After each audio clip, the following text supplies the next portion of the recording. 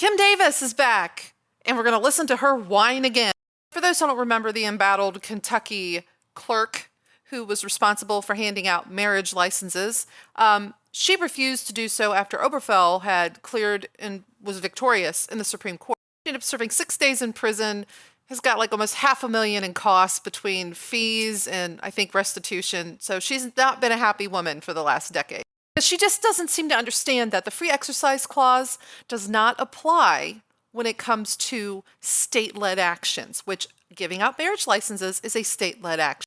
Our government's pretty fucking specific about what you can and can't do when you're acting in a state or federal level capacity. She wasn't stopped from praying. She could have had someone else issue the license. She just refused to fucking cooperate, period.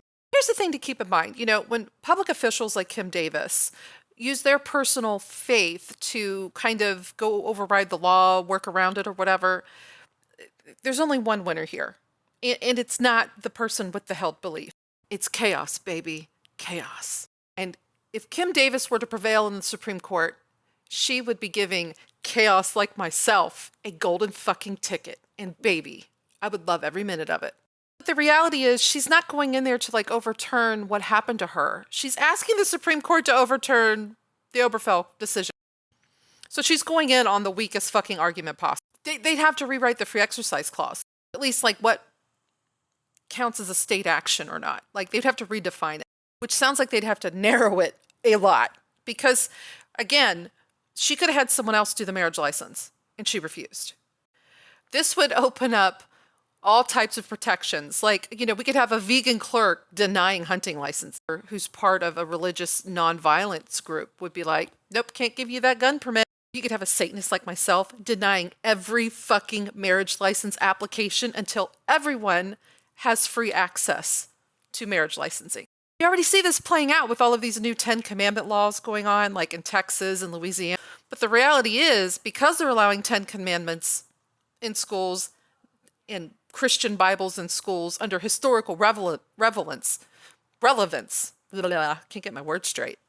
It's not hard then for Satanists, Wiccans, people from indigenous tribes to push for their own belief systems to also, their key tenets, to be displayed along with the 10 Commandments. This is called malicious compliance. And every time we do this, it crumbles. Because the one thing the Supreme Court has never done is declared Christianity as a national religion. They cannot do it. They can try to show exclusivity through historical relevance, but the bar for that is not hard to achieve. That's the irony. By pushing these types of special carve-outs for Christianity in schools, they're actually exposing their kids to this inclusiveness danger that they're scared of. Because the door swings both ways, baby. And once that door starts swinging, they can't control who comes through it.